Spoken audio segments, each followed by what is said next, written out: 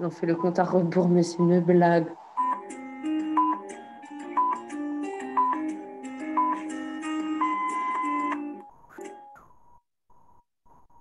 Bonsoir à toutes, bonsoir à tous. C'est notre première conférence débat de 2021. J'en profite pour vous souhaiter à toutes et tous une année légère, joyeuse, libre et le plus vite possible débarrassée du Covid, de ses mutants, de ses variants. Vous avez peut-être reçu les vœux de Martin Hirsch, de Claire de Mazancourt et de toute l'équipe de l'Institut de l'Engagement. On vient de les faire partir. Regardez dans vos boîtes mail. On a essayé dans ces vœux de vous donner quelques raisons d'aimer 2021 et on compte sur vous dans les prochains jours et tout au long de l'année pour nous donner plein d'autres raisons d'aimer 2021. Des bonnes raisons d'aimer 2021, en voici une. C'est l'invité de ce soir, Pierre Micheletti. Pierre Micheletti qui est médecin, qui est universitaire, qui est écrivain, qui est un des anciens présidents de Médecins du Monde, qui est l'actuel président d'Action contre la faim. Et Pierre qui est une des grandes figures de l'action humanitaire en France et dans le monde, du Guatemala au Darfour, de la Birmanie au Rwanda, et au-delà de ses engagements humanitaires sur le terrain, Pierre est aussi l'un de ceux qui pensent l'action humanitaire, qui pensent, et c'est le titre de la conférence de ce soir, les transformations de l'engagement humanitaire. Pierre, un immense merci d'être avec nous ce soir. Tu es un habitué de...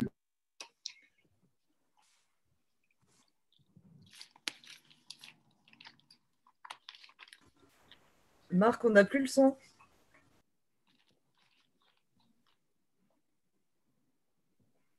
Marc, on n'a plus rien.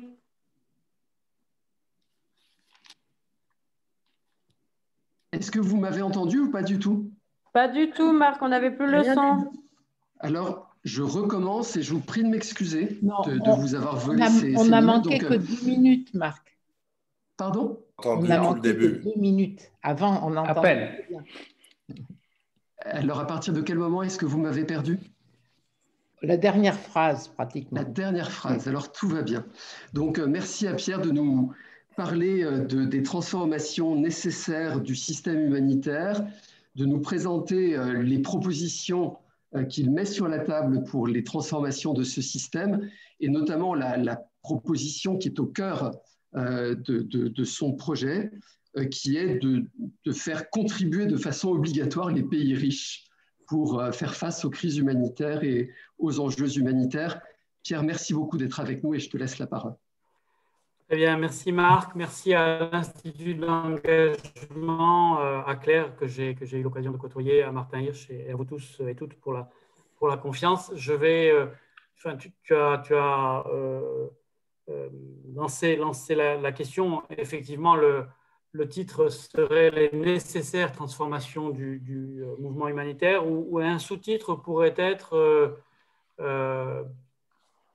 sur l'action humanitaire, ce que le modèle économique, puisque c'est surtout cet aspect que je vais développer, ce que le modèle économique révèle des intentions politiques, et en particulier des intentions politiques de ceux qui régulent, qui permettent, qui financent l'aide humanitaire internationale. Et en toile de fond, comme Marc Germain-Anc l'a évoqué, il y a, de mon point de vue, un postulat qui est que si nous ne savons pas accompagner ou susciter ces transformations, nous allons nous heurter à un risque d'empêchement et à un risque de paralysie. Mon intervention de ce soir, elle intervient après un moment qui a, pour une bonne part, illustré certains des commentaires que je vais vous faire, qui est la conférence nationale humanitaire qui s'est tenue à Paris le 17 décembre et qui a été conclue par le président de la République, à peu près conclue, puisque c'est à ce moment-là qu'on s'est aperçu qu'il avait le Covid et il n'était pas dans une grande forme dans son discours de clôture de l'événement, mais au-delà de cette anecdote, elle s'est conclue en maintenant un certain nombre des dangers que je vais évoquer avec vous et des mécanismes qui conduisent aux propositions que Marc évoquait dans son propos introductif. Je vais utiliser un support visuel, de temps en temps je l'enlèverai. Mon propos, il est directement inspiré d'un ouvrage dont je vais juste évoquer le titre, tout simplement pour que vous sachiez qu'il existe. Je ne suis pas en situation promotionnelle là, même si je ne vis pas de mes écrits, même si j'ai toute la volonté d'aider les petites maisons d'édition comme celles qui m'ont fait confiance, mais simplement vous dire que mon propos, comme un certain nombre d'articles que je viens d'écrire, est directement inspiré de cet ouvrage. Alors, j'en viens d'emblée à mon introduction.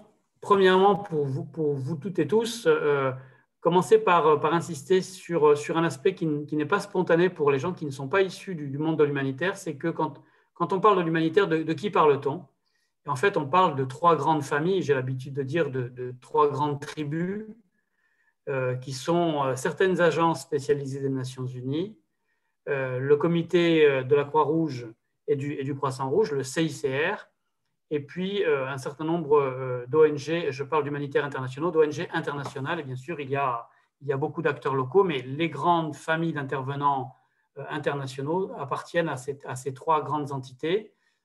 Et pourquoi est-ce important de le dire? Parce que ces différentes entités ont des mandats politiques et des cadres juridiques qui ne sont pas les mêmes. Or, ils cohabitent sur le terrain. Et donc, on a des logiques qui peuvent ne pas tout à fait se superposer dans les préoccupations des unes et des autres. Les agences des Nations Unies, qui sont de grands acteurs humanitaires comme le Haut Commissariat pour les réfugiés, le Programme alimentaire mondial, l'UNICEF ou autres, sont des agences onusiennes et en tant que telles, leur premier mandat de ces organisations, c'est de contribuer à l'équilibre de la paix, et leur préoccupation autour de la restauration de la paix ou du maintien de la paix est très importante. Le CICR, lui, a été créé il y a plus de 150 ans maintenant, directement lié aux situations de conflit, et il a un cadre juridique qui lui est conféré par la communauté internationale et de défense, de conception et de défense du droit international humanitaire. Et les ONG, on est dans quelque chose de plus flou, parce que d'abord, elles n'ont pas ni d'accords multilatéraux, elles ne font pas l'objet d'accords multilatéraux entre les pays, elles n'ont pas de cadre juridique clair, et en plus, elles sont souvent, au plan juridique, alignées sur le corpus juridique de leur pays d'origine. Et donc, dans cette multitude des ONG internationales, on va avoir des ONG dont on verra qu'elles ont quelques caractéristiques, mais qui non seulement n'ont pas de cadre international clair, même si elles revendiquent le respect d'un certain nombre de principes, et sont quelquefois très proches du gouvernement de leur pays d'origine. Premier commentaire général, de culture générale. Deuxième commentaire, puisque je vais évoquer les nécessaires transformations à cause du risque de paralysie. Ce risque de paralysie, il s'alimente pour une bonne part d'actions violentes dont vous avez entendu parler pour certaines, qui ont concerné des ONG françaises. L'année 2020, c'est une année où on a vu le drame de l'équipe Acted au Niger. On a eu un certain nombre d'acteurs de la solidarité internationale qui ont été assassinés en République démocratique du Congo. Action contre la faim a vu une exécution d'une partie de ses équipes au Nigeria. Et il y a eu un ingénieur agricole français qui travaillait pour Agronomes et Vétérinaires sans frontières qui a été tué dans un acte délibéré au Guatemala. Ces différents mécanismes, les mobiles qui ont conduit à un dénominateur commun qui est une violence délibérée, n'obéissent pas aux mêmes logiques. Et les quatre, si on avait le temps, dans les quatre situations que je viens d'évoquer, je pourrais vous décortiquer qu'elles ne participent pas de la même logique en fonction des contextes.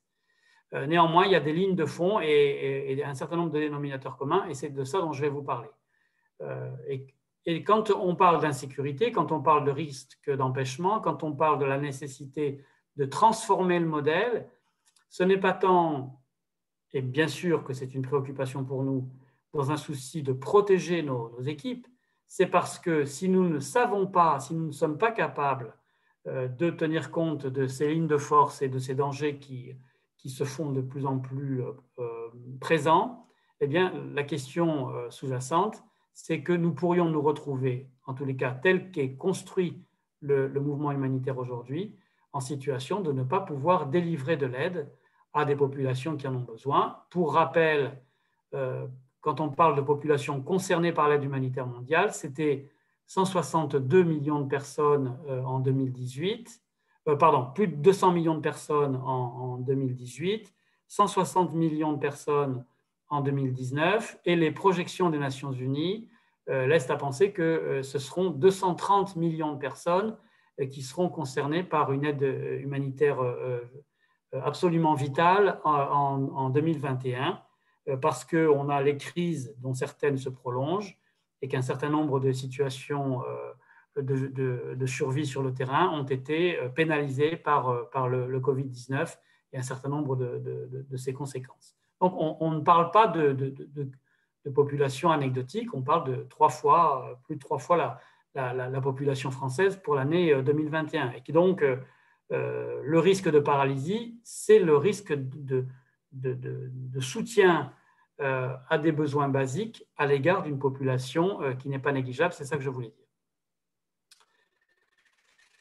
Donc, du point de vue de la démarche de mon propos ou des principales analyses que je développe actuellement, donc la violence, et en médecin que je suis encore un petit peu, la violence est un signe d'appel, comme la fièvre est un signe d'appel pour un médecin, mais c'est ce que j'essaie de vous dire avec les 4 exemples évoqués. Derrière ce symptôme, derrière cette fièvre qu'est la violence, il peut y avoir des mécanismes divers. Et je voudrais dire qu'on n'est même pas tout à fait d'accord au sein de la communauté des humanitaires sur la réalité même de ce danger. Tout le monde n'est pas d'accord sur un certain nombre de choses que je suis en train de vous dire. Tout le monde n'est pas d'accord quant au fait que cette insécurité s'impose comme un problème majeur. Un certain nombre d'observateurs ou d'acteurs ne s'y reconnaissent pas tout à fait. Et a fortiori, tout le monde n'est pas d'accord sur les hypothèses étiologiques, c'est-à-dire sur les mécanismes qui conduisent à cette violence. Alors, ces principales causes, elle peut être accidentelle et fortuite. Si vous vous trouvez malencontreusement sur la route derrière un convoi de l'OTAN en Afghanistan et déclencher un engin explosif à distance, votre équipe peut être victime de la violence, mais elle l'aura été sur cette affaire-là de façon fortuite. Elle peut être volontairement politique, elle peut être liée au radicalisme religieux, elle peut être le fait, comme ça a été vraisemblablement le cas au Guatemala, le fait de mouvements mafieux au service des grands propriétaires terriens. Et puis, il y a des formes de violence qu'on pourrait qualifier d'anthropologiques à l'égard des humanitaires et je veux dire par là un certain nombre d'actes violents qui ont été perpétrés dans des équipes qui travaillaient sur la prise en charge de l'épidémie Ebola, parce qu'on reprochait à ces équipes médicales internationales de ne pas respecter les codes culturels et les pratiques des populations concernées par l'épidémie Ebola, que ce soit ces rites funéraires, les soins aux malades, etc. Donc, vous voyez qu'il peut y avoir ces différents mécanismes pour les évoquer très rapidement en termes de culture générale. Et donc, n'étant pas tous d'accord sur les mobiles qui poussent à la violence à notre égard, eh bien, nous ne sommes pas d'accord sur les solutions à apporter. Et nous ne sommes pas d'accord à la fois dans les trois grandes tribus, Nations Unies, Croix-Rouge internationale et ONG, mais nous ne sommes déjà même pas tout à fait d'accord au sein de l'entité des ONG internationales. Alors, l'analyse que je développe, c'est que, et malgré les nuances que je viens de partager avec vous pour complexifier un petit peu le débat et ne pas résumer la violence à ce que je vais développer maintenant, pour moi, cette violence, même si elle est polyfactorielle dans ses déterminants, elle est d'abord d'essence politique. Et ce que je vais essayer de démontrer, c'est qu'une bonne façon de mesurer les raisons qui peuvent expliquer les mobiles politiques de ceux qui s'en prennent aux équipes humanitaires, eh bien, c'est d'analyser de près le modèle économique de cette aide humanitaire internationale telle qu'elle existe aujourd'hui et disséquer le modèle économique de l'aide internationale. C'est comme les lignes de la main, vous allez voir que ça dit des choses, parce que ça dit des choses sur qui donne, comment il donne, pour qui il donne, à quelles conditions. Et donc, c'est une explicitation essentiellement de ces données économiques qui fondent les conclusions et les recommandations finales que je ferai et que Marc a évoquées rapidement. Bon, vous aurez cette projection, mais simplement pour citer quelques références utilisées dans la construction du raisonnement que je développe. Rapidement, pour planter le décor, entre guillemets, une représentation visuelle des pays concernés par les crises. Moi, je vais insister beaucoup, compte tenu de la dimension politique, sur les crises qui sont liées à des conflits. Et vous avez là une carte dont je n'ai pas trouvé de carte plus récente, en tout cas auprès de l'Institut de Heidelberg, à qui j'ai emprunté celle-ci sur 2015. Vous voyez, entre autres, sur la conflictualité, où on mélange ici les conflits dits internationaux et non internationaux. Vous voyez la grande part qu'occupe le continent africain. La tache noire, c'est le Mexique et la Colombie sur le continent américain, mais vous voyez que l'Afrique est très concernée, de même qu'un certain nombre de régions qui apparaissent en noir ici, c'est l'Afghanistan, le Pakistan qui apparaissent. Je vais partager avec vous des données chiffrées dans deux domaines. Je vous ai dit que cette insécurité, elle pouvait conduire à l'empêchement et à la paralysie. Donc, je vais vous partager avec vous quelques données chiffrées sur l'insécurité. Et puis, j'insisterai aussi sur des données économiques, puisque c'est le deuxième type de référence que je vais utiliser. Vous avez là une progression de l'insécurité en valeur absolue. Vous voyez qu'on n'est pas quand même, et c'est ce qui alimente en partie les détracteurs de la thèse d'une insécurité qui s'aggraverait. Vous avez là une progression en valeur absolue de nombre d'incidents de sécurité, pas nécessairement de morts, mais de personnes touchées par des actes de violence. Vous voyez qu'on est passé de 300 environ en 2009 à 400 en 2018. Ça, c'est pour quelques chiffres en valeur absolue. Si on s'intéresse à la façon dont est prodiguée cette insécurité sur le terrain, vous voyez que c'est d'abord des kidnappings et puis des incidents par arme à feu, des attaques à l'arme blanche, des bombardements aériens et des explosifs à distance. Et vous voyez la question de la violence sexuelle qui est notoirement sous-évaluée parce que sous-déclarée par les victimes de cette violence. Donc, elle apparaît comme une cause qui ne fait pas partie des causes primordiales. Dans la réalité des conflits et des camps de réfugiés, c'est pourtant une cause importante, mais largement sous-documentée. Si on est un petit peu plus distinctif maintenant et qu'on s'intéresse pour reprendre un terme très à la mode en ce moment, qui est l'incidence, c'est-à-dire le nombre je viendrai à l'incidence après, mais restons d'abord sur les chiffres en valeur absolue.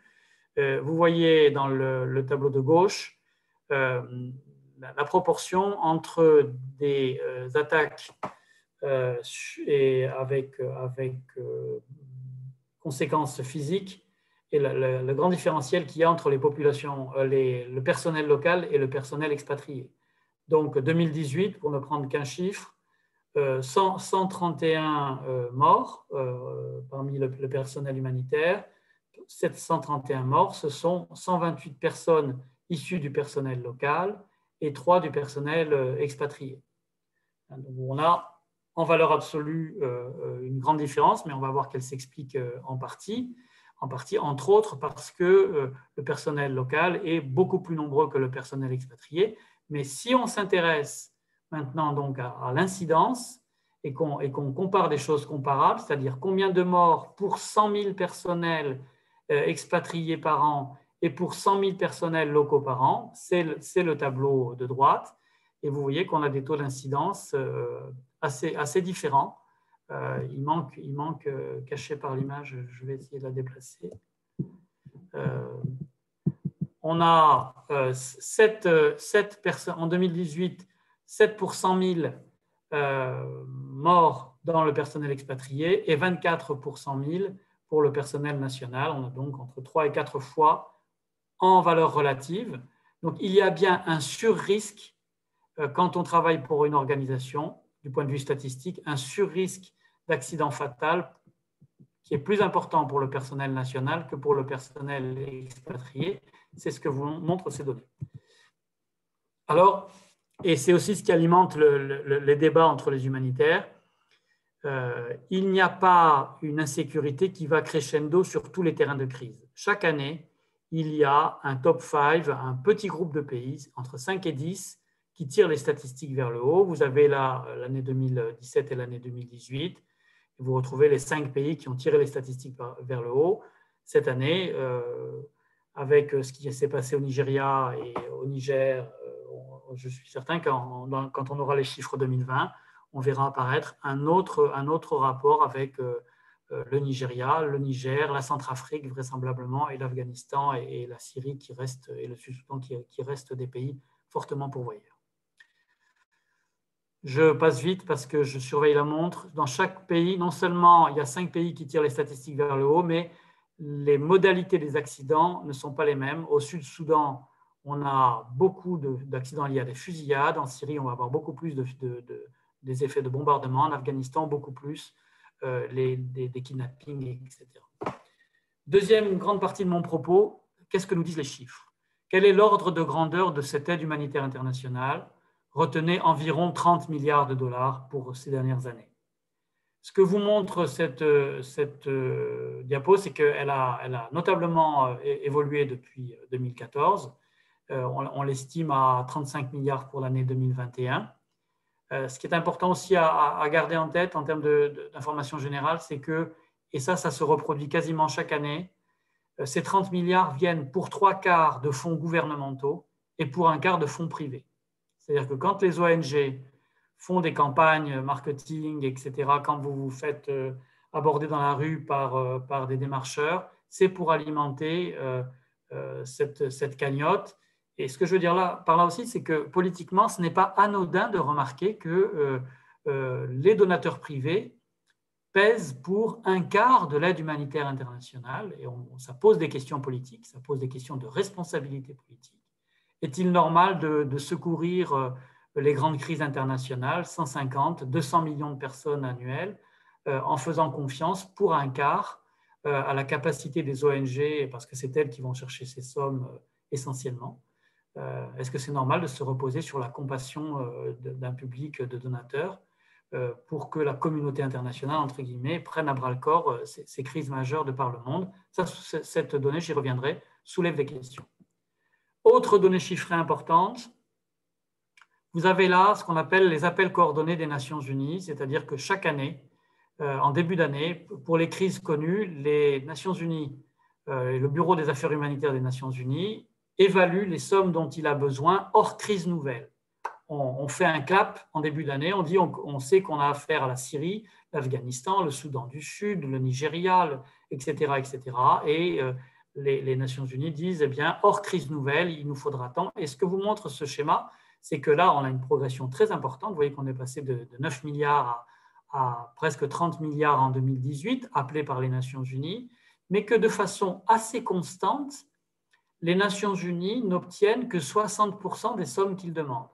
Et on retrouve là, en miroir, le rôle des fonds privés, c'est-à-dire que la communauté internationale, la communauté des pays n'arrive pas chaque année à honorer plus de 60% des besoins évalués en début d'année par le Bureau des affaires humanitaires des Nations Unies. Il n'est pas anodin de le remarquer et cela soulève des questions. Autre donnée importante pour vous, certains d'entre vous qui vous préoccupez, entre autres, des questions de développement, c'est la part qui est gérée, la part de l'enveloppe financière annuelle de 30 milliards qui est gérée par les acteurs locaux. Elle représente une très faible quantité. Chaque année, on est à moins de 3% et on a encore régressé dans l'année 2020.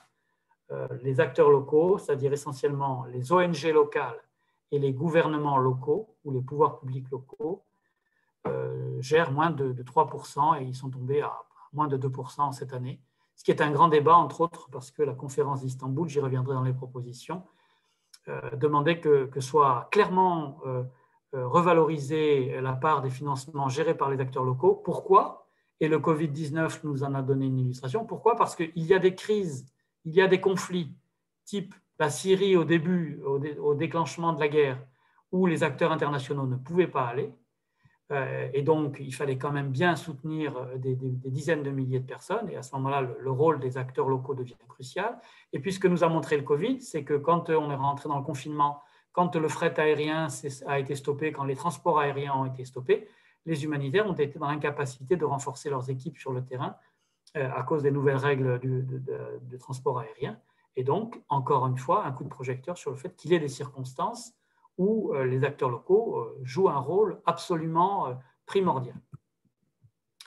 Les pays donateurs, très rapidement, les deux courbes du haut. La courbe du haut, c'est l'Europe. La courbe qui la suit, c'est l'Amérique du Nord. Donc, premier élément d'analyse politique sur les donateurs, ils sont issus d'Europe, et nous allons voir essentiellement d'Europe de l'Ouest et d'Amérique du Nord. Et ce n'est pas anodin de le remarquer. Vous avez là le top 20 des pays donateurs. Je n'ai pas le temps de développer pourquoi la Turquie apparaît en premier. C'est un artefact, parce que si vous le souhaitez, j'y reviendrai dans le débat entre nous. Retenez à partir de la deuxième ligne, vous voyez les 10 premiers pays, mais la vingtaine, vous voyez que ce sont des pays. Il y a eu un artefact là aussi à Émirats Arabes Unis, Arabie Saoudite. Ce n'est pas un artefact, ils ont effectivement beaucoup donné cette année-là, mais ils le font avec beaucoup d'inconstance. Retenez que c'est essentiellement l'Amérique du Nord et l'Europe de l'Ouest. Autre caractéristique de l'aide, vous avez là les sommes appelées par l'appel annuel des Nations Unies pour 2018. Ce que vous montre cette diapo, c'est ce que je vais illustrer avec les pays surlignés en jaune, c'est que non seulement les pays donnent ce qu'ils veulent, la vingtaine de pays donateurs donnent ce qu'ils veulent, mais ils donnent comme ils veulent. Et donc, cela aboutit à ce qu'il y a une attention qui peut être très variable selon les pays. Haïti a demandé pour l'année 2018, les Nations Unies ont estimé qu'Haïti avait besoin de 252 millions de dollars et les donateurs ont donné à hauteur de 13% des sommes, donc on a pu réunir qu'une très faible somme. Et vous voyez que des pays qui apparaissent sur la scène internationale comme porteurs de beaucoup d'enjeux politiques, pour plein de raisons, parce que les États-Unis ou l'Europe ils sont très attentifs, ou parce que les enjeux géopolitiques font que, eh bien, l'Afghanistan, qui continue de faire l'objet d'une grande attention, même si ça devient préoccupant à demander, près de 600 millions, on a obtenu près de 80%, et la Syrie, dont les besoins avaient été estimés à plus de 3 milliards, a obtenu 65%. Donc, il n'y a pas de logique en dehors du volontarisme politique des pays.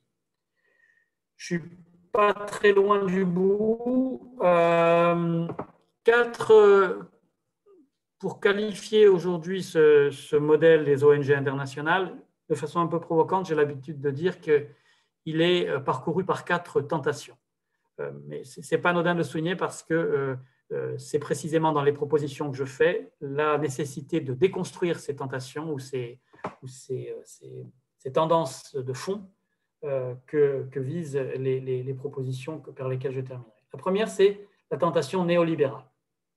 C'est-à-dire que nous sommes sur un système, et d'où les propos que je faisais tout à l'heure, un système d'aide humanitaire internationale qui admet que le financement de cette aide participe d'un mixte entre les dons volontaires de gouvernements spontanément d'accord pour donner et la contribution de donateurs privés. Donc, le système de l'aide humanitaire internationale aujourd'hui a admis qu'il fonctionnait sur ce mode néolibéral.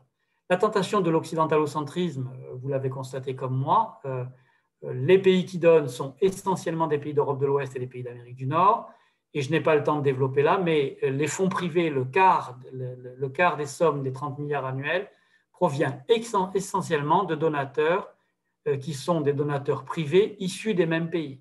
Donc, ce qu'on peut dire aujourd'hui, c'est que la caisse de l'aide humanitaire internationale de 30 milliards d'euros, elle est abondée soit par des gouvernements occidentaux, soit par des sociétés civiles et des donateurs de pays occidentaux. La tentation sécuritaire,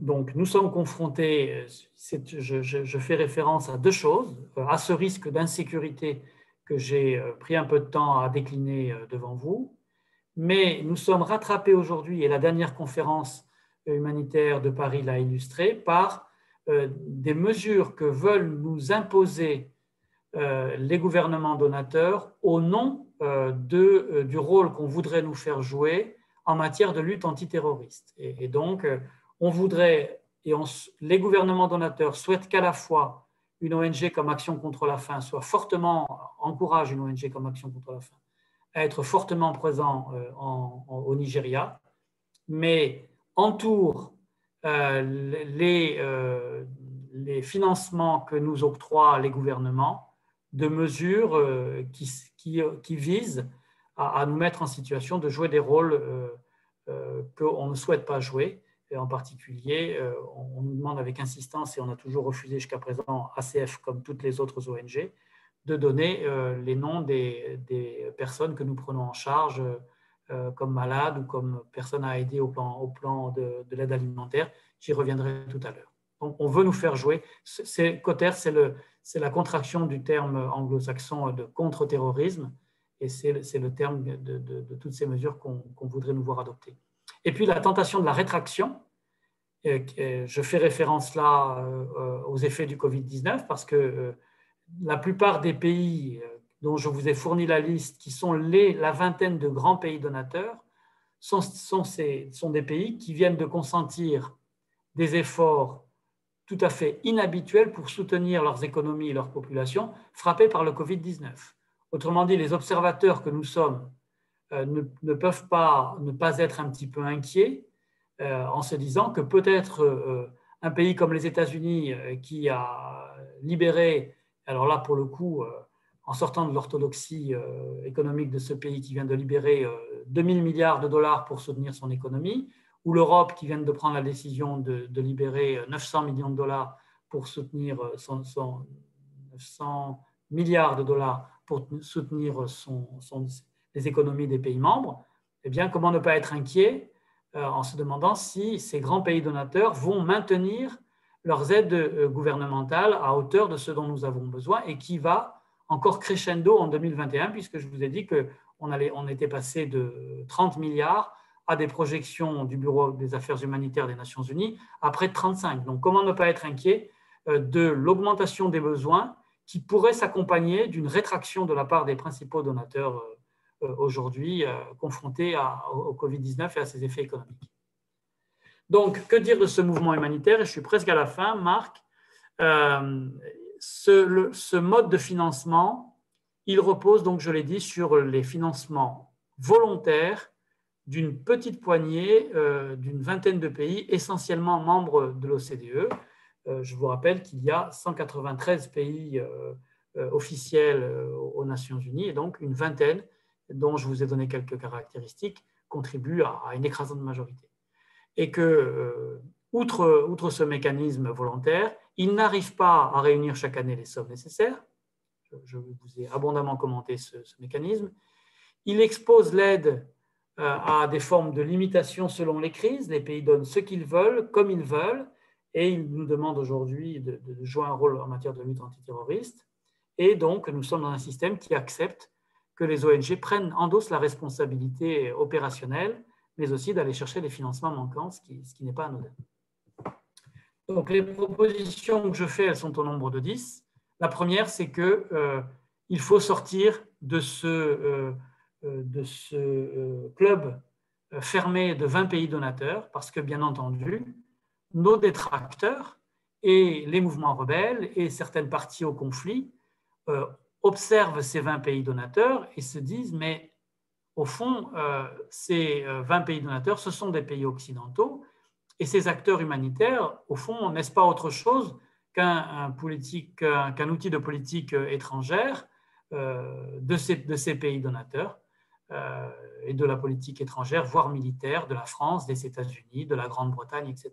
Donc, je pense qu'il faut sortir de ce club fermé et étendre les pays donateurs. Il faut le faire sous forme d'une contribution obligatoire qui porterait sur la centaine de pays que la Banque mondiale identifie comme des pays à fort revenu, c'est-à-dire des pays dans lesquels le revenu moyen annuel par habitant est supérieur à 12 000 $ par an. Eh bien, si on prend la liste des 100 pays avant crise du Covid-19, identifiés comme faisant partie des pays les plus riches dans la classification de la Banque mondiale, et que chacun d'entre eux se trouvait contributeur à hauteur de 0,03% de son revenu national brut, qui est le titre de l'ouvrage que je viens de publier, nous aurions mécaniquement l'enveloppe, alors avec des degrés qu'il faudrait ajuster, mais l'enveloppe dont nous avons besoin uniquement sur la base de fonds gouvernementaux. Il nous faut par ailleurs sortir de la logique des dons affectés, parce que c'est pareil, nos détracteurs nous disent vous aidez l'Afghanistan, vous aidez le Yémen, vous aidez le Soudan du Sud, parce que ces pays représentent pour vous des intérêts soit sécuritaires, soit vous voulez endiguer les flux migratoires, etc. Deuxièmement, qui dit constitution d'une enveloppe sur cette base, dit qui va décider de l'affectation. Et la proposition que je fais, ce n'est plus les pays donateurs qui doivent décider de l'affectation, c'est une instance tripartite qui comporterait des représentants des 3 grandes tribus, les Nations Unies, le mouvement de la Croix-Rouge et les coordinations d'ONG, qui décideraient de la répartition de l'enveloppe annuelle. 5e proposition, que nous devons être exemptés des lois antiterroristes, j'y reviendrai dans le débat si vous le souhaitez. Et très rapidement, les autres propositions, mais toutes découlent de la même logique, qui est qu'on doit diminuer les frais administratifs, enfin on doit plutôt aider davantage les ONG à prendre en charge leurs frais administratifs, parce qu'on nous demande des procédures de contrôle absolument dingues pour pouvoir rendre des comptes, mais encore faut-il qu'on nous donne les moyens de recruter les gens qui nous sont utiles pour rendre des comptes. Il faut mettre en place de façon contraignante les recommandations du sommet d'Istanbul, qui disait, Istanbul en 2016 disait, il faut que les acteurs locaux gèrent 20% de l'enveloppe annuelle. Vous avez vu qu'en 2018, ils géraient moins de 3% et nous avons régressé en 2020. Donc, on est loin d'être dans un cheminement vertueux par rapport aux recommandations d'Istanbul. Il faut que nous désoccidentalisions les ONG. Pourquoi est-ce qu'il n'y a pas davantage de MSF, Mexique, Égypte, Algérie, ACF pareil, Médecins du Monde pareil? Nous devons créer de grandes ONG sœurs dans des pays émergents et ne pas rester dans des clubs de réseaux internationaux de grandes ONG uniquement dans des pays occidentaux. Il faut passer à des financements pluriannuels parce qu'on nous donne l'argent année par année et vous voyez qu'il y a des crises comme l'Afghanistan qui dure depuis 20 ans, comme Haïti qui dure depuis 20 ans et donc il y a une insécurité permanente sur l'argent d'une année sur l'autre. Et il faut qu'il y ait une instance qui nous évite les conflits d'intérêts politiques au sein du Conseil de sécurité des Nations Unies, parce que vous avez vu que les grandes puissances s'affrontent et que donc, pour éviter que les grandes puissances fassent la pluie et le beau temps dans l'affectation de l'aide humanitaire au sein du Conseil de sécurité des Nations Unies, il faut qu'il y ait un gendarme, et ce gendarme ne peut pas être un des pays membres du Conseil de sécurité, et je propose que ce soit une personnalité issue du Comité international de la Croix-Rouge et mandatée par elle pour jouer ce rôle de gendarme. J'ai un peu débordé, pardon, et je suis à votre disposition pour revenir sur tout point que j'aurais évoqué de façon trop télégraphique. Merci beaucoup, cher Pierre, et merci d'avoir réussi ce tour de force de disséquer le modèle économique de l'aide humanitaire internationale en si peu de temps.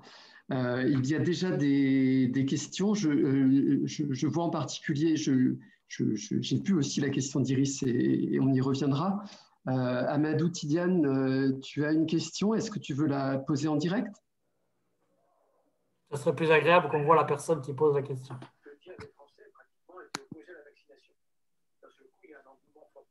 Amadou? Oui, bonsoir. Bonsoir. Merci pour cette prestation. Moi, j'ai des questions. La première, je vais aller vite. N'est-il pas nécessaire de fixer le montant que chaque État doit verser en fonction de son PIB pour voilà, pour pouvoir mieux équiper le budget comment je peux dire, le budget lié, voilà, le budget humanitaire, ça c'est la première question. La deuxième question est, n'est-il pas aussi nécessaire que les Nations Unies voilà, fassent impliquer les États dans lesquels ces crises se manifestent?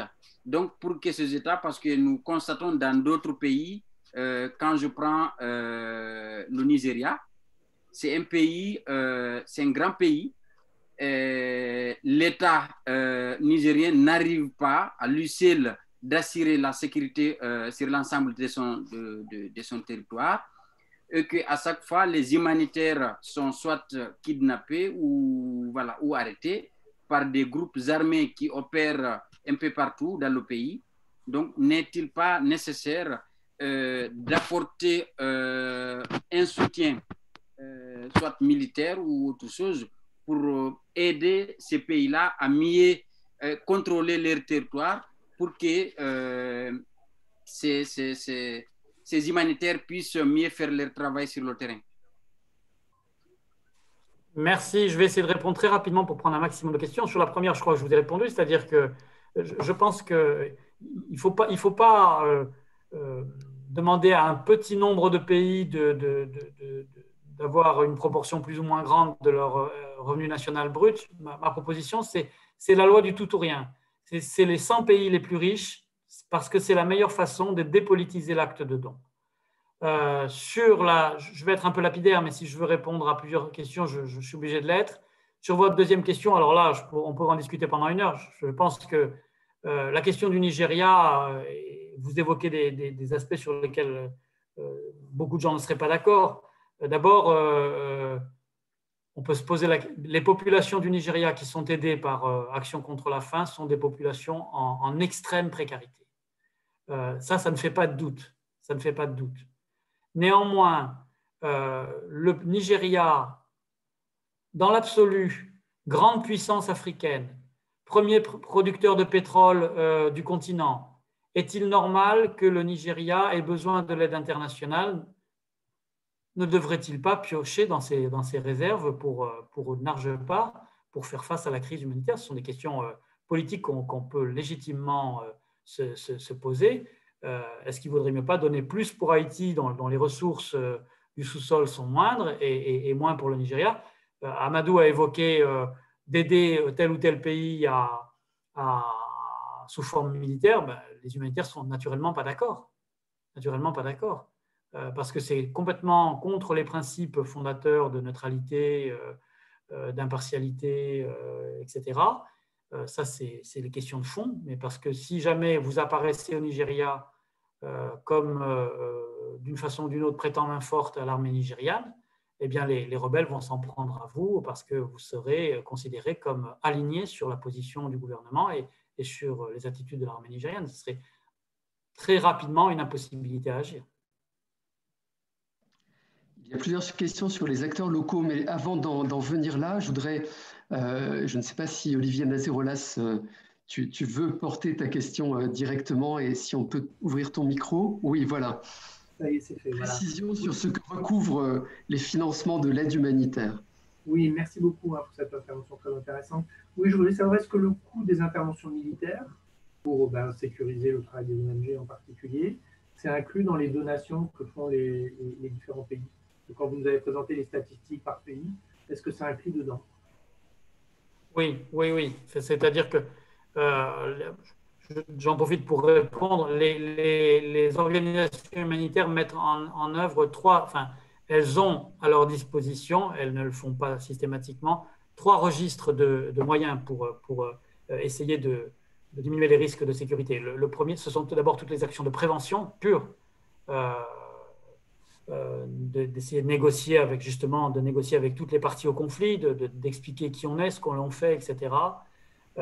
Ensuite, il y a tout ce qui va concerner la sécurisation des déplacements, des maisons, etc. Et puis, une troisième stratégie qui pourrait constituer ce à quoi se refusent les ONG en dehors de contextes très, très particuliers, de gardes armés, par exemple, qui dans ma pratique, n'ont été d'actualité que récemment qu'en Tchétchénie ou en Somalie. Dans la plupart des autres cas, on s'interdit des convois sécurisés par des forces armées parce que dès lors que vous vous déplacez, mettons, dans tel pays avec l'armée régulière de ce pays, les rebelles vont vous identifier comme travaillant pour l'armée du pays en question. Dans un contexte comme l'Afghanistan, ça serait absolument lourd de conséquences. Mais pour vous répondre, oui, tout ce qui concerne la sécurisation, toutes les mesures que je viens de passer en revue très vite, nous sommes financés pour cela. Thiaba voudrait se saisir de la perche et poser une question sur la Turquie.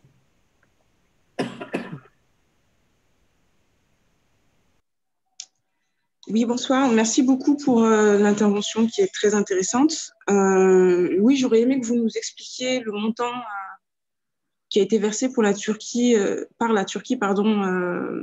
Vous aviez dit que vous pourriez y revenir au moment des questions. J'en profite pour poser les autres questions que j'ai aussi sous le coude.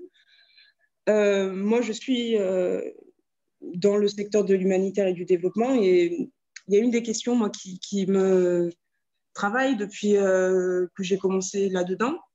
C'est celle de la domination politique, puisque vous l'avez évoqué en évoquant les financements et aussi les financements, comment vous avez appelé ça, avec une contrepartie, non pas les dons affectés, voilà.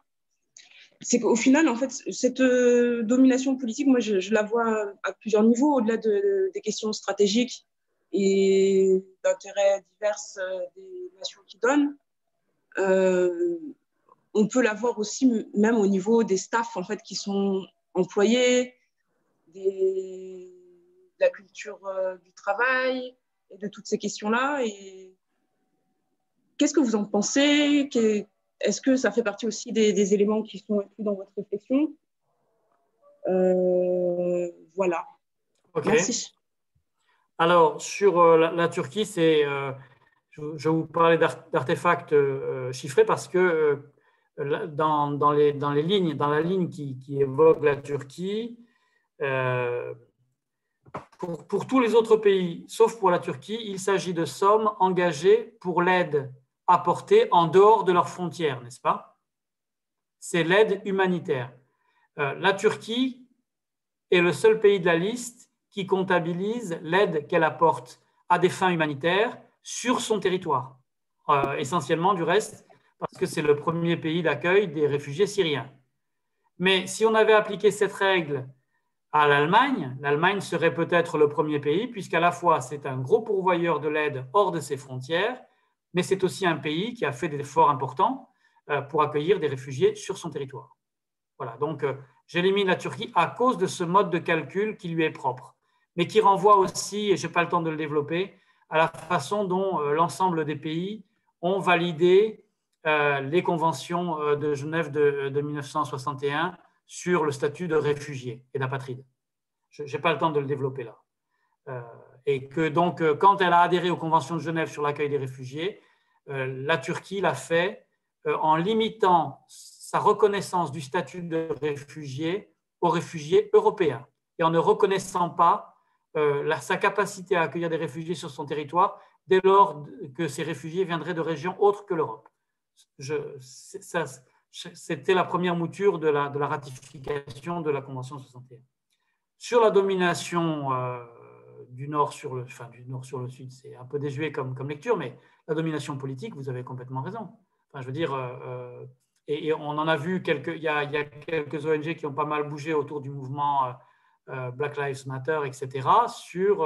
Certes, nous avons des équipes qui sont aujourd'hui très multinationales, très métissées au plan culturel, au plan d'origine des pays, mais il n'en demeure pas moins que, et c'est ce que j'ai évoqué quand j'ai parlé de la nécessité d'ouvrir des grandes ONG internationales en sortant du club de l'Europe de l'Ouest et d'Amérique du Nord.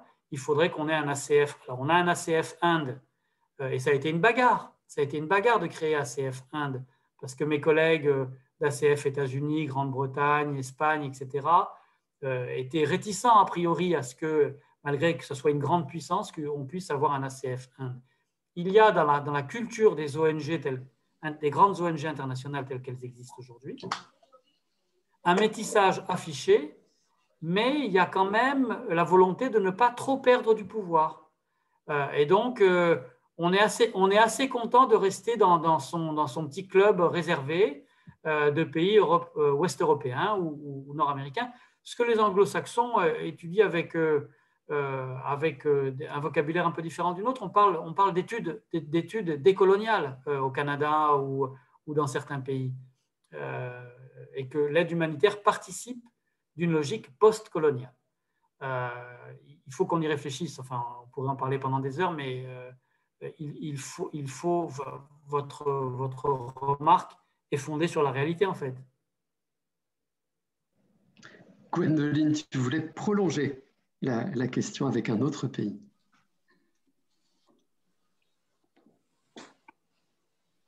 Oui, bonsoir Pierre. Du coup, j'avais la question aussi par rapport à l'Arabie Saoudite pour savoir si on parlait de la Turquie. Je voulais savoir si c'était exactement le même cas que la Turquie ou pas.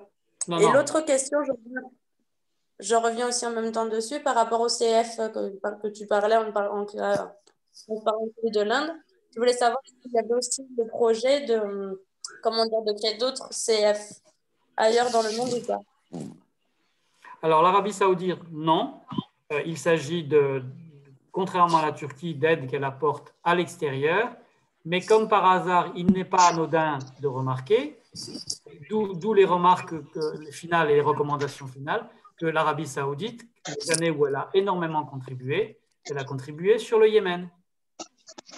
Et que donc, on se retrouve dans une situation où l'Arabie Saoudite est partie au conflit, mais devient, certaines années, un gros contributeur de l'aide internationale dans un pays où elle est par ailleurs très active au plan militaire. Donc, ça ne peut pas ne pas soulever des questions de la part d'une partie des belligérants sur une aide humanitaire qui serait financée ou mise en œuvre sur le terrain par l'Arabie Saoudite. Pardon. Sur la volonté d'aller plus loin chez ACF, oui. Mais je ne suis pas sûr que j'en aurai le temps comme président parce que les réticences sont telles, il me reste en gros 3 ans de présidence maximum, les réticences sont telles que comme l'accueil la création d'une nouvelle entité, je pense par exemple au Mexique, je pense à l'Afrique du Sud, je pense au Brésil, voilà, comme pays, pour citer des pays qui me viennent à l'esprit quand je pense à cette ouverture à des grandes ONG sœurs dans des pays émergents.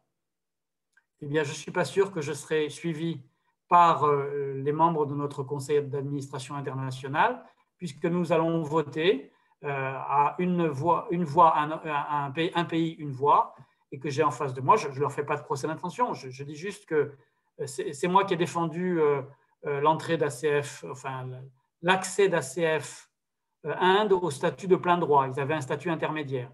Donc j'ai bien noté les réticences que j'avais eues de la part de mes collègues présidents d'autres pays. Et donc je me dis que de leur faire admettre demain l'arrivée d'autres entités, je vais avoir du mal. Pourquoi?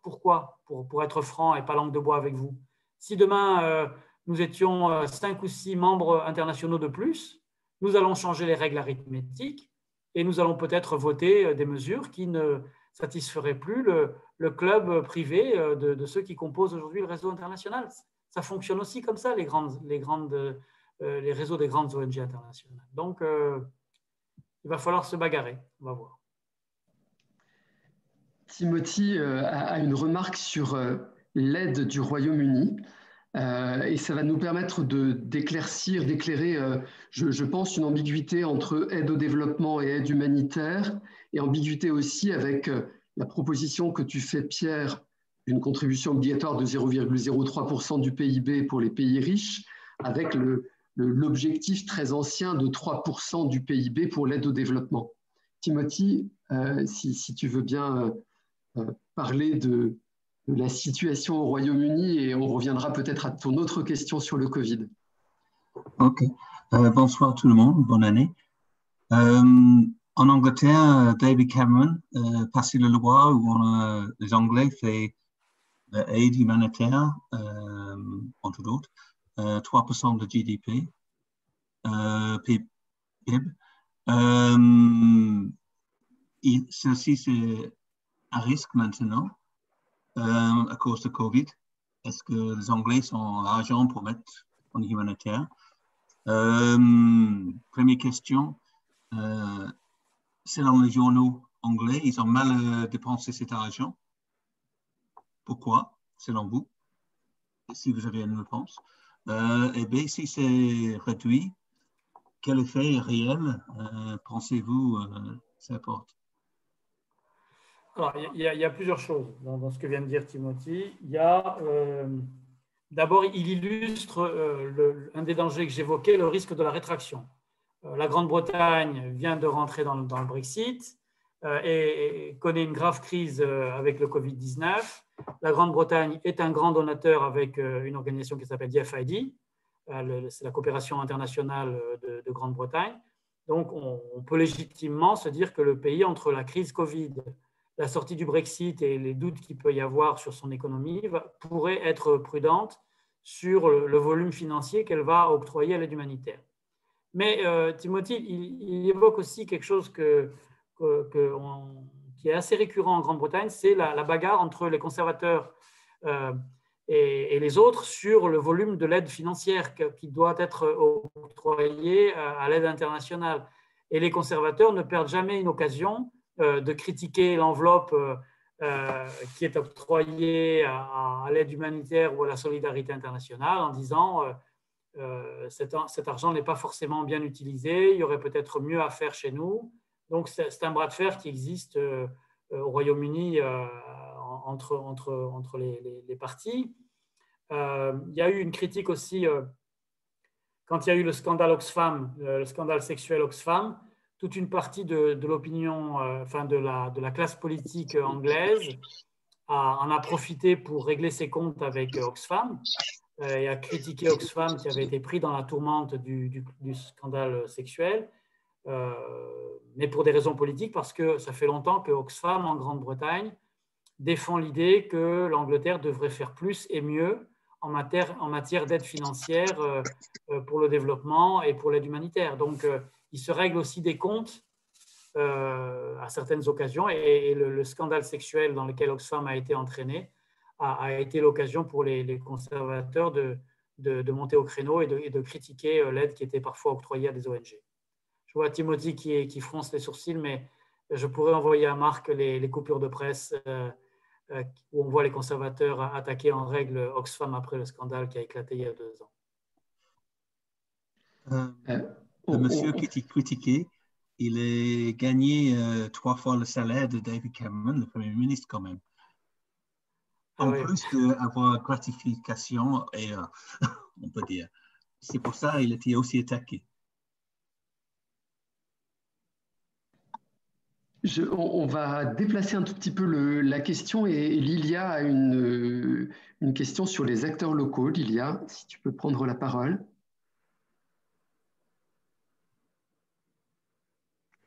Oui, je suis là, je crois.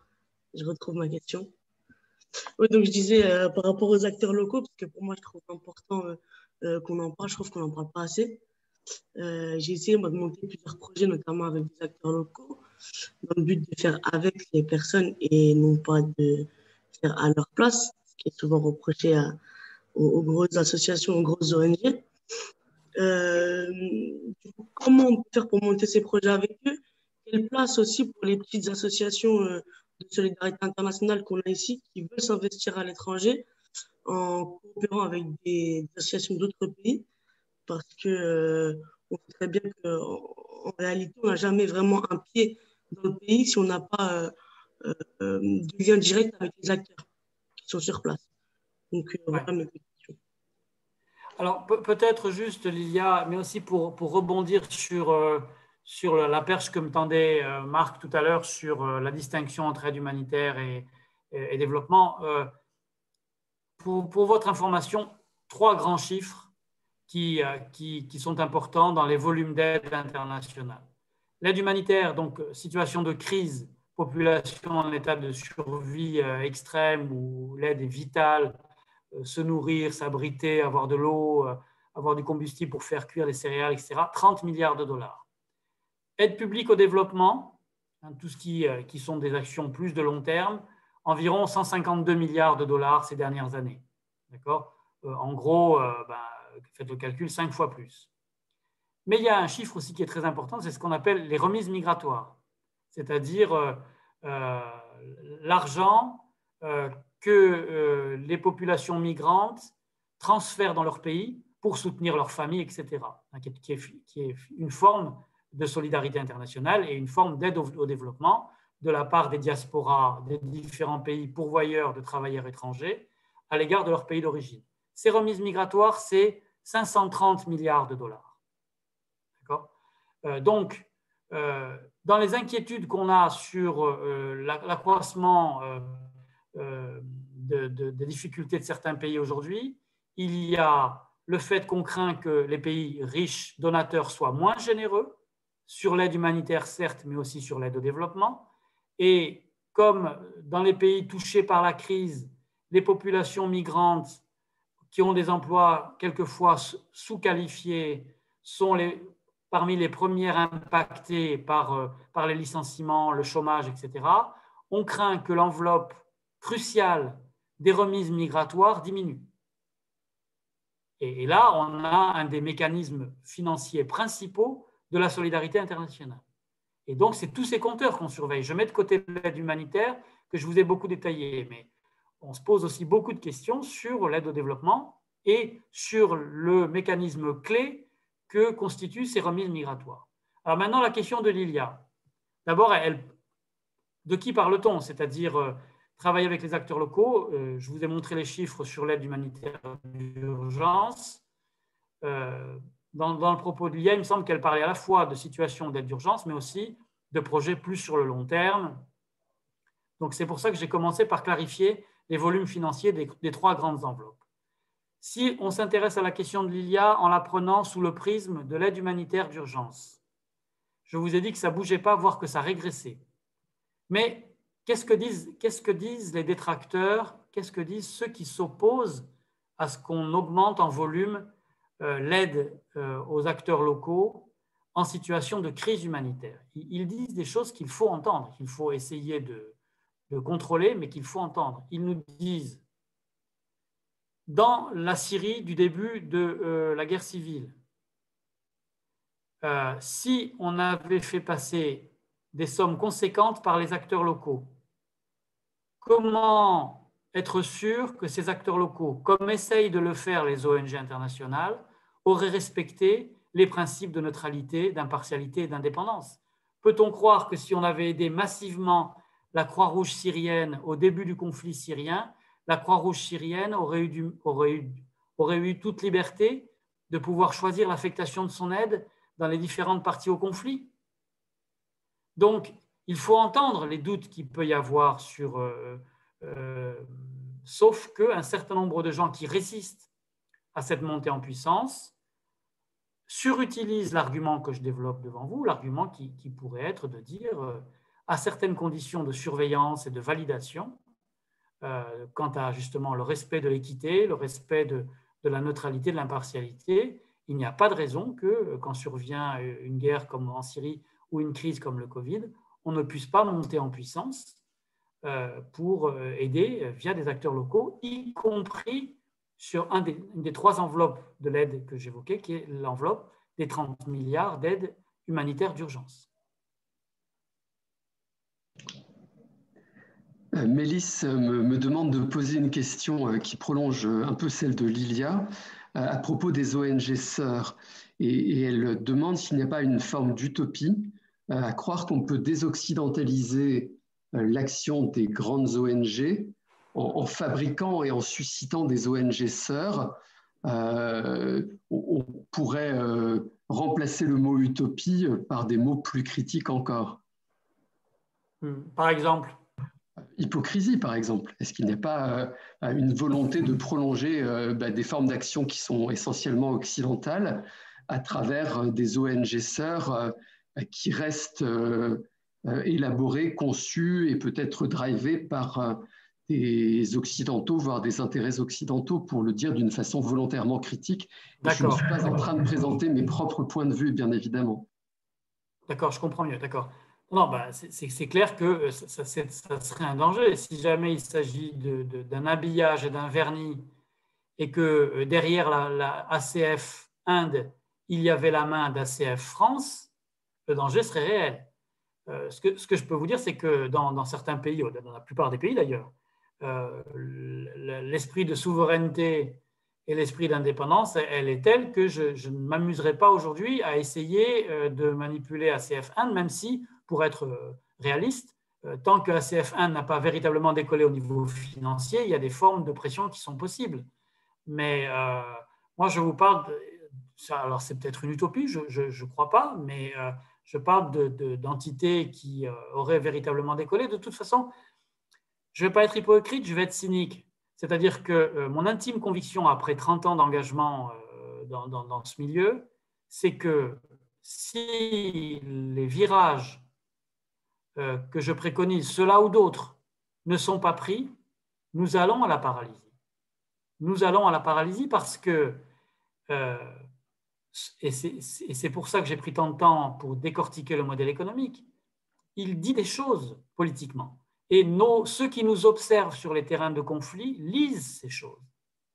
Donc, on n'a pas le choix. Le CICR a créé un néologisme, qui est le suivant, je vais vous expliquer. Il parle de l'affectabilité. Et par exemple, le CICR, vous le savez ou vous ne le savez pas, n'a plus de chef de mission. Donc, le Comité international de la Croix-Rouge n'a plus de chef de mission originaire des États-Unis. Pourquoi? Parce que le CICR a acquis la conviction que malgré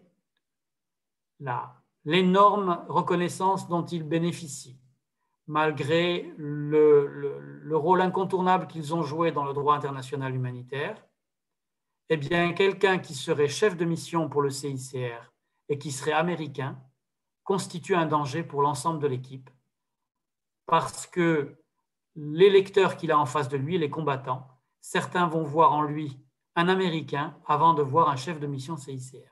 Et donc, le CICR a créé cette notion de ce néologisme d'affectabilité. Ce que je suis en train de vous dire, c'est que dans la zone sahélienne, l'affectabilité des Français tend vers zéro. Elle tend vers zéro. Parce qu'aujourd'hui, être chef de mission pour ACF Mali ou ACF Niger, il faut que nous réfléchissions, nous les dirigeants. Parce que nous savons qu'être français au Mali ou au Niger est un surrisque. Et l'incident d'Acted nous l'a prouvé. Donc, c'est pour ça que je suis dramatiquement cynique. C'est que si nous ne donnons pas les inflexions à travers certains des mécanismes que je propose à la fin du bouquin et que je viens de présenter, je suis tranquille. Je ne sais pas si je vivrai encore 30 ans, mais quand je me retournerai, je pense qu'on aura changé de logiciel concernant l'aide humanitaire internationale.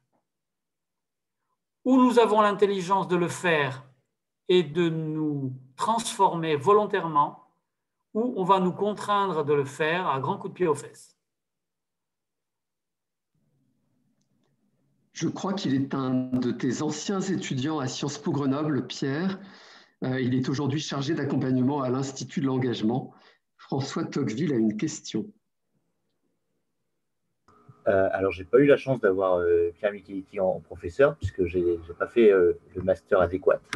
Non, j'avais une question sur le transfert de connaissances et de compétences, justement pour éviter que ce soit toujours les structures. Alors là, je parle plutôt d'aide au développement, puisque l'action humanitaire, comme vous le disiez, c'est un peu spécifique, mais justement, est-ce que dans les actions d'ACF et des autres ONG, il y a une part des actions et des financements à destination de la formation des acteurs locaux, donc des associations plus ou moins grandes, et notamment par rapport pour lutter justement contre parfois le déficit de maillage territorial des États, notamment dans le Sahel, où on voit qu'il y a plusieurs pays où des régions sont un peu délaissées et où justement les mouvements type ACMI, etc., prennent le relais sur l'action sociale et gagnent en tout cas le soutien des populations locales, parce que c'est elles qui font le soutien, voilà, j'ai du mal à dire humanitaire et développement, mais en tout cas prend la place. Donc est-ce qu'il y a dans les actions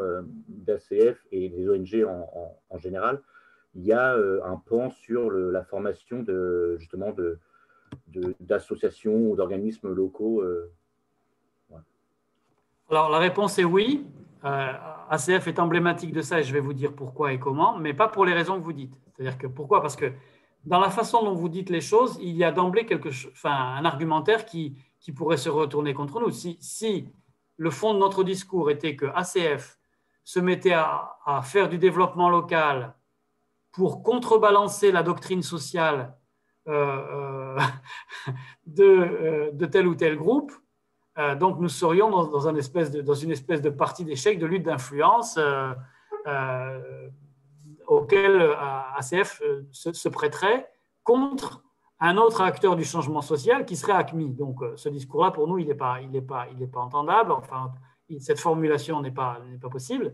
Par contre, oui, ACF le fait, j'ai envie de dire, par nature, parce que le sac de riz sur l'épaule en Somalie, c'est fini. Donc, se préoccuper de la sous-nutrition dans le monde, et pour avoir visité le projet d'ACF au Tchad, par exemple, se préoccuper d'insécurité alimentaire au Tchad ou de sous-nutrition au Tchad, c'est impossible de le faire sans se préoccuper d'aider les agriculteurs et les bergers à tenir compte du changement climatique, sans se préoccuper de tenir compte de la baisse des rendements agricoles sur fond de réchauffement climatique, etc. Donc, dans des contextes comme le Tchad, les équipes ACF, c'est autant des ingénieurs agricoles, des conseillers techniques en matière d'agriculture ou d'agro-pastorale, qu'une autre partie des équipes qui vont être la prise en charge dans des centres de renutrition spécialisés d'enfants en bas âge souffrant de malnutrition aiguë sévère. Donc tout ça pour vous dire que nous le faisons parce que les mécanismes qui génèrent la sous-nutrition, et en particulier les mécanismes liés au changement climatique, à la progression de la désertification, etc., sont par nature des mécanismes que ACF et les équipes d'ACF ne peuvent pas méconnaître quand elles veulent aider des pays comme ceux de la bande sahélienne, qui, en dehors de l'aspect conflit, sont éminemment sensibles à toutes ces variations climatiques et à tous leurs effets sur la sécurité alimentaire. Mais du coup, est-ce que vous avez la capacité de se former, par exemple, des experts et des conseillers locaux, par exemple tchadiens, qui iraient conseiller ensuite les populations locales? C'est plus dans ce sens-là. C'est ce que nous faisons. Okay. C'est ce que nous faisons. Et dans un pays comme le Tchad, pour être un projet que je connais, un maximum de les équipes sont tchadisées au maximum, parce que de toute façon, aller faire du conseil à des éleveurs ou à des agriculteurs au fin fond du Tchad, il faut le faire dans la langue des ethnies locales et avec les référentiels culturels des populations locales. Donc, rentrer dans ces logiques, c'est forcément le faire avec des ressources qui soient capables de décoder les pratiques agropastorales, la langue, les comportements, ce qui est acceptable ou pas, qui a le pouvoir sur l'agriculture dans chaque tribu, parce qu'il y a des tribus où les femmes vont jouer des rôles importants, des tribus où non. Et donc, tout ça, il faut le décoder dès lors que vous voulez faire autre chose qu'apporter du sorgho et du mil en période de crise et de rupture alimentaire. Merci. Un formidable pilier de l'Institut de l'engagement, très engagé sur plein de fronts, y compris humanitaires, en France auprès de réfugiés et souvent en Haïti. Annick Weiner a une question. On ne vous entend pas. Il faut ouvrir ton micro, Annick. En bas à gauche de l'écran. Voilà. Juste rapidement, je vais être justement basée sur Haïti parce que c'est des exemples concrets sur lesquels je voudrais vous questionner. J'ai écrit, il y a des obstacles. Le problème, c'est de bien utiliser l'argent. Hein, c'est bien sûr, les dons, le soutien. En Haïti, il y a eu récemment, de l'expérience de, vous savez, le scandale Petrocaribe. Donc là, c'était le Venezuela qui avait vraiment directement aidé Haïti énormément, de très grosses sommes qui se sont totalement volatilisées. Ça a créé, moi je m'occupe des universités haïtiennes, c'est quasiment une année blanche, un blocage total du pays avant le Covid. Donc ça leur fait 2 ans. Voilà. Donc comment se prémunir de choses comme ça? Et quand vous avez montré ce 13% pour Haïti, je me demande s'il n'y a pas une répercussion de cet état, de cette expérience déplorable de l'argent vénézuélien qui fait que ça a peut-être ralenti un peu les enthousiasmes. L'autre chose, parce que je vois très bien que je travaille beaucoup avec Haïti, là, je vais être un peu partiel, mais les États-Unis, c'est clair, sont en tête de l'aide. Le Canada est très, très bien placé aussi. Je vois ces 2 pays qui travaillent beaucoup en Haïti. Une très grosse partie de l'aide qu'ils fournissent repart dans leur pays, dans la poche des experts surpayés, très très bien payés, beaucoup trop, et qui recyclent toujours le même expertise. J'ai eu ça, sur voilà. Bon, il y a des choses qui m'ont vraiment... honnêtement, l'aide française pour les universités a 1 ou 2 zéros de moins, mais elle est équivalente, voire beaucoup plus durable comme aide. Voilà, c'est juste ce que je voulais dire. Je pense que ce sont plus des commentaires de votre part que des questions. J'aimerais quand même, si vous avez des solutions ou des avis. Non, sur Haïti, pour être un pays auquel je me suis un petit peu intéressé aussi, mais non, je n'ai pas de solution. Et les échanges que j'ai eus avec quelques amis que j'ai encore sur place au téléphone avant la crise Covid laissent à penser qu'ils sont très pessimistes plus sur l'avenir du pays à cause de la corruption que vous évoquez. Ils sont aussi très pessimistes à cause du retour massif des bandes armées et de la délinquance qui avait un temps quitté le pays. Oui, c'est armé par le pouvoir, plus ou moins. Ils sont dans une espèce de désespérance sur la capacité à agir sur cette corruption et sur les bandes armées. Et donc, mes interlocuteurs n'ont pas de solution et donc ce n'est pas moi qui vais en inventer là, surtout que je suis bien moins au courant de ce qui se passe aujourd'hui sur place. Après, ce que vous dites sur en quoi l'aide peut-elle aussi avoir ses logiques économiques profitables aux pays donateurs, bien sûr. On a suffisamment décrit comment l'Europe et l'Amérique du Nord utilisaient les invendus céréaliers ou laitiers pour aller certes apporter de l'aide, mais en n'étant pas complètement désintéressés sur là, vous évoquez les experts qui tournent en boucle, mais on a montré aussi que dans les inondations au Pakistan il y a quelques années, il y avait eu un scandale qui avait été mis en évidence, le Pakistan qui produit beaucoup d'industries textiles, etc. Et le scandale avait porté sur le fait que le pays s'était trouvé contraint, avait été alimenté en tentes qui étaient fabriquées aux États-Unis.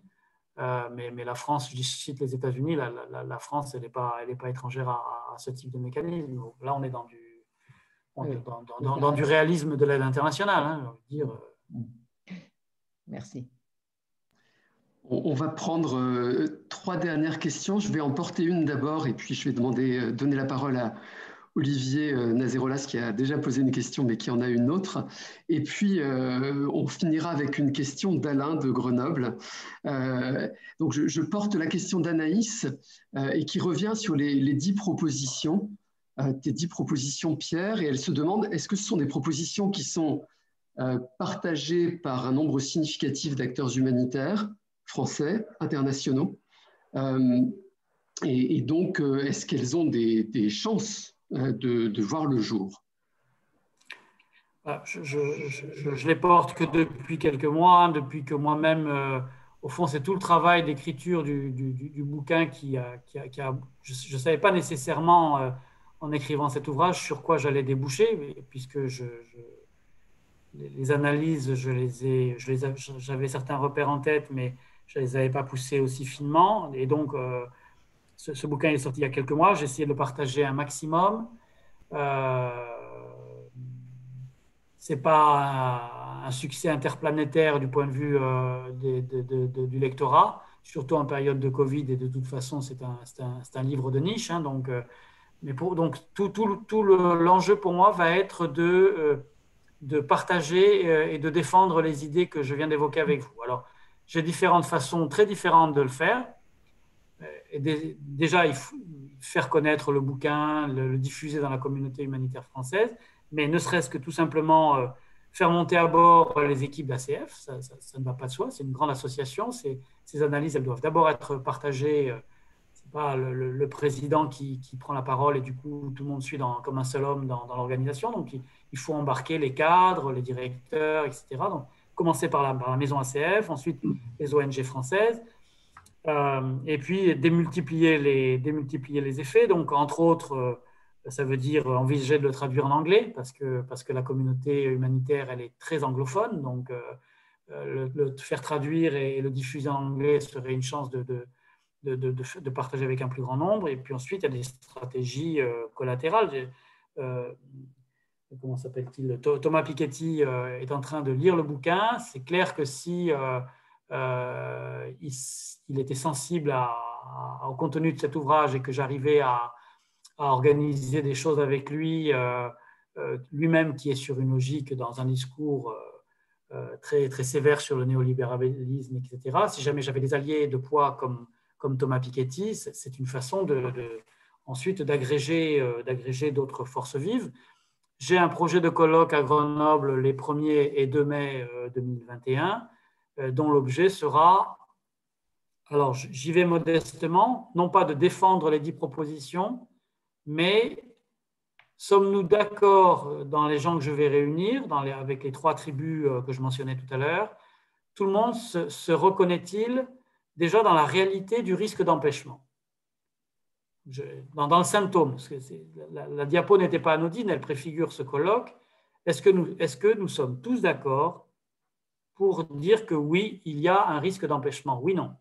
Si cette hypothèse de base est vérifiée, sommes-nous tous d'accord pour dire que la dominante des 20 pays et des organisations issues de ces 20 pays qui dominent le tableau de l'aide humanitaire internationale aujourd'hui commence à faire partie des problèmes qu'il nous faut résoudre?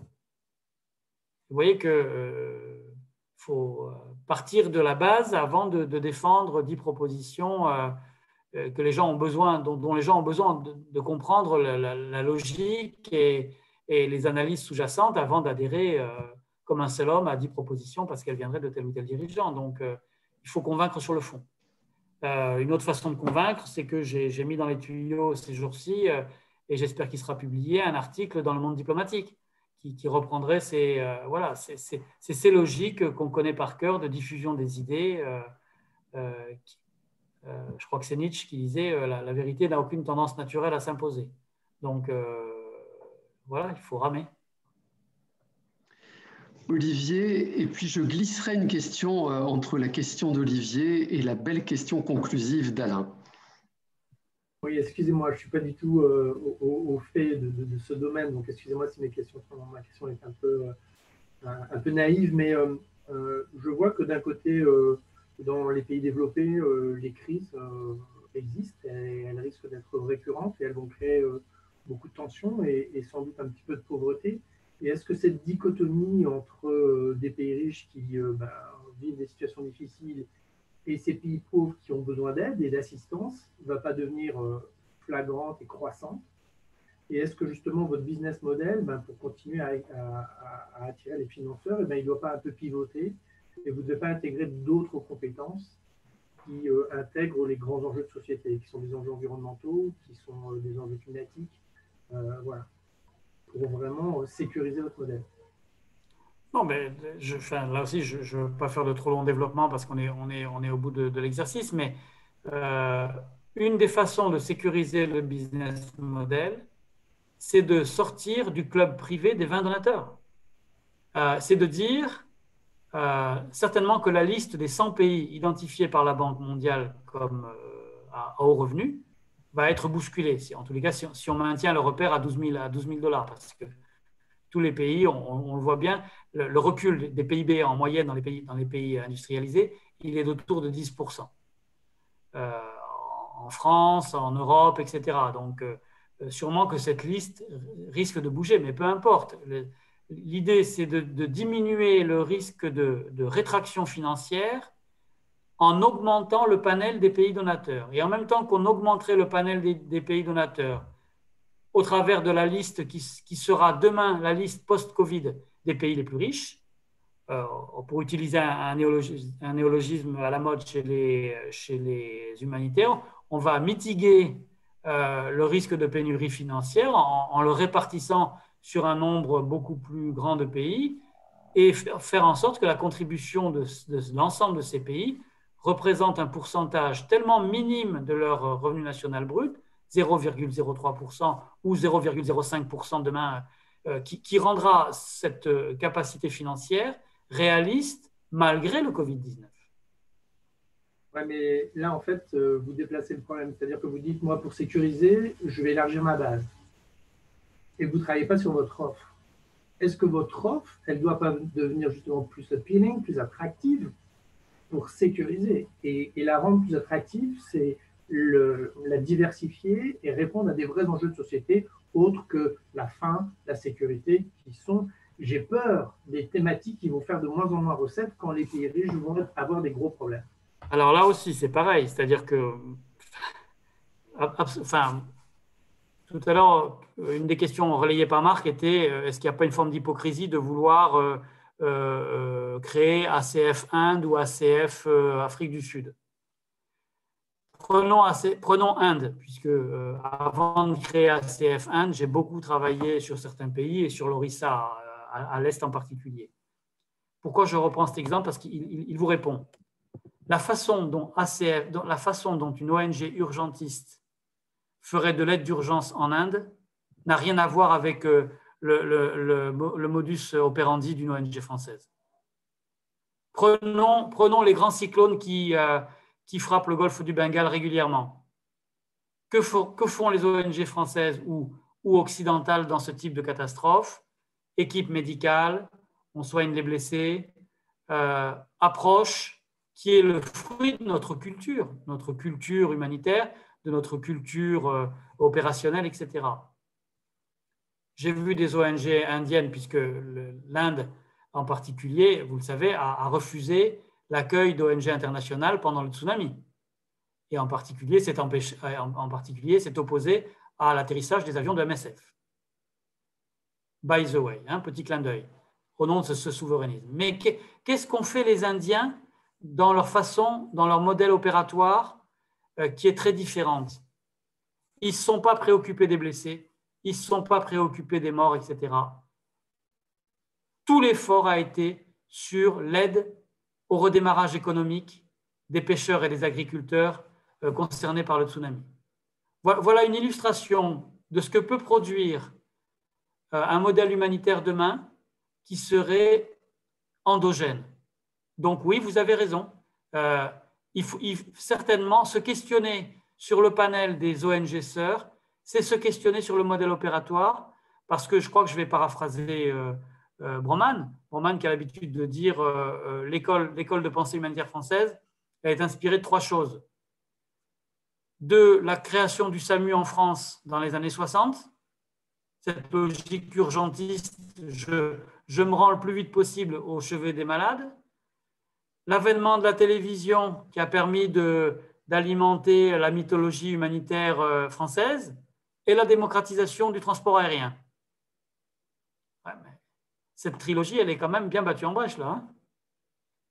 Donc oui, il faut changer le panel des donateurs, mais si on le fait pour de vrai, si on désoccidentalise pour de vrai le panel des ONG opératrices, elles vont changer l'offre de service.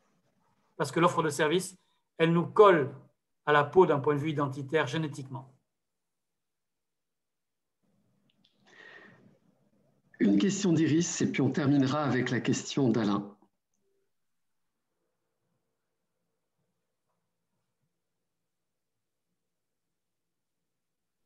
Iris, il faut ouvrir ton micro en bas à gauche de l'écran.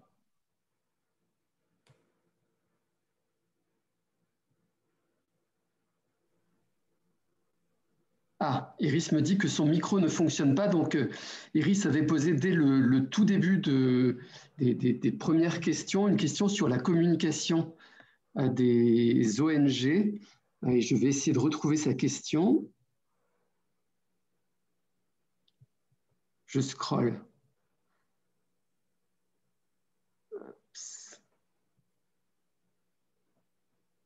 Pardon. Et alors dans le vrac du chat, je n'arrive plus à la retrouver.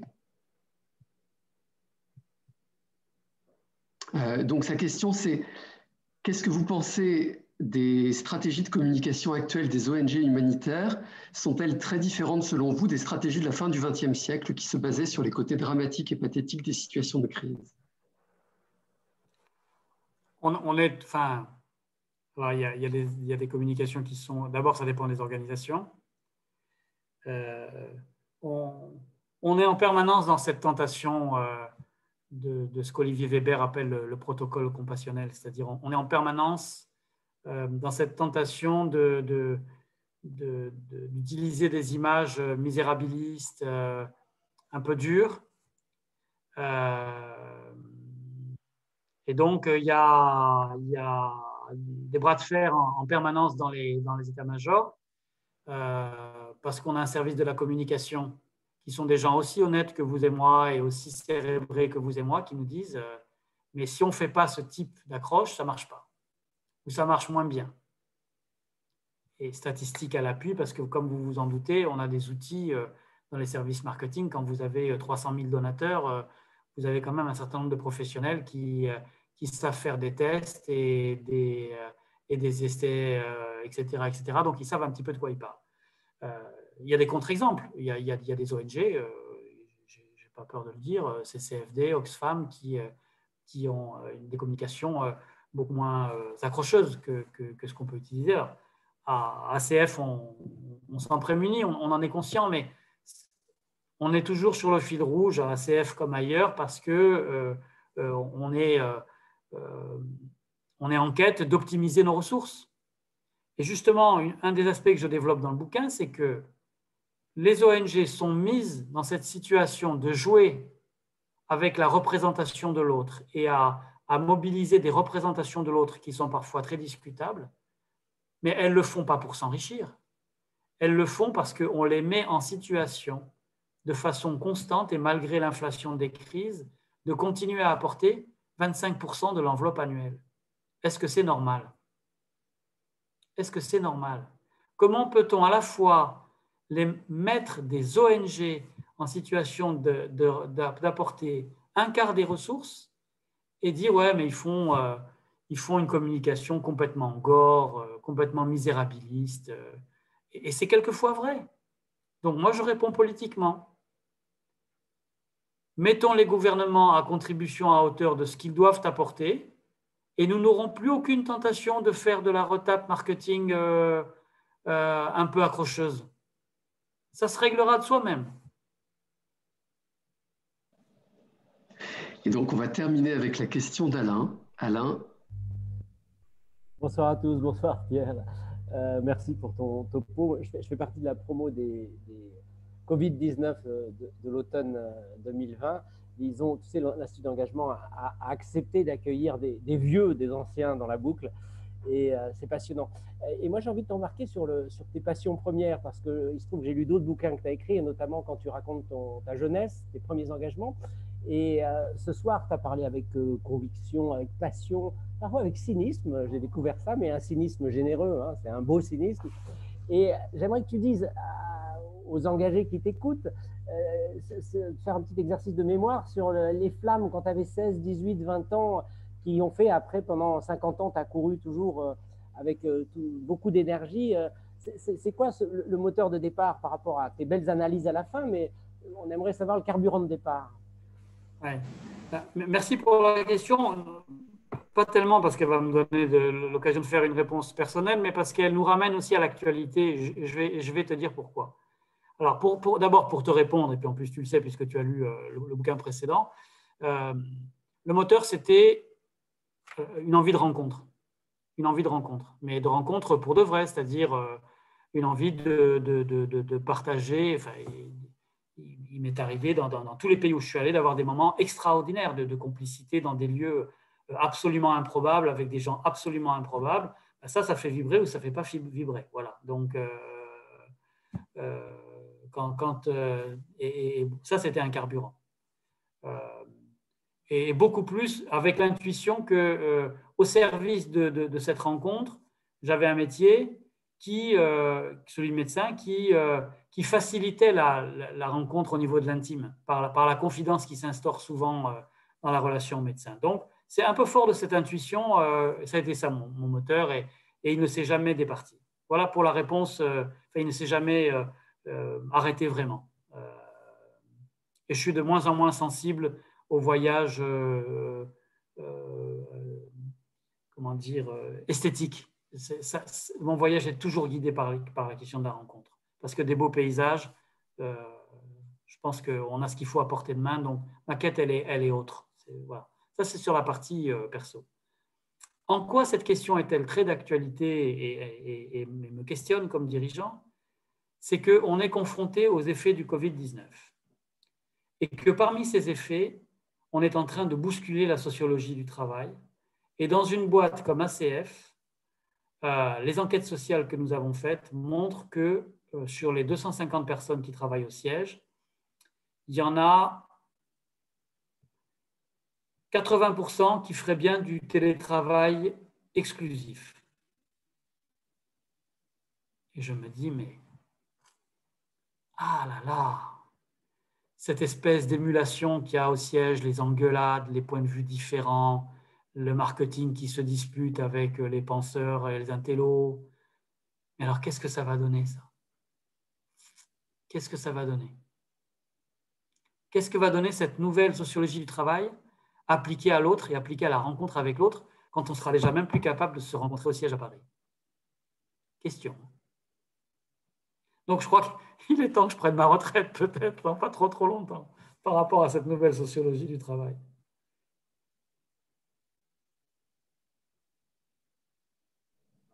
Pierre, merci infiniment. Merci à toutes et tous pour cette super soirée.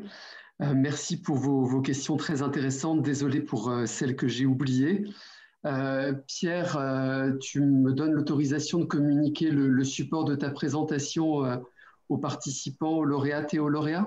Oui, tout à fait, en l'ayant transformé en PDF pour défendre les droits des lieux où j'ai pris les schémas, etc. Merci, merci beaucoup. Rendez-vous très bientôt et on va vous le dire, et vous avez déjà reçu des mails d'invitation.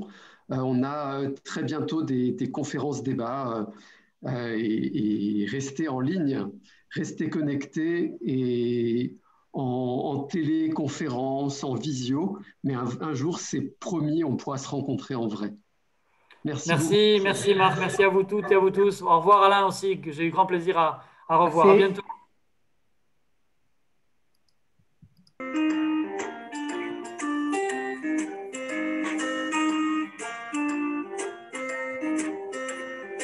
Merci, bonne soirée. Merci, bonne soirée, à bientôt, au revoir. Merci à tous. Merci, bonne soirée. Merci. Merci beaucoup.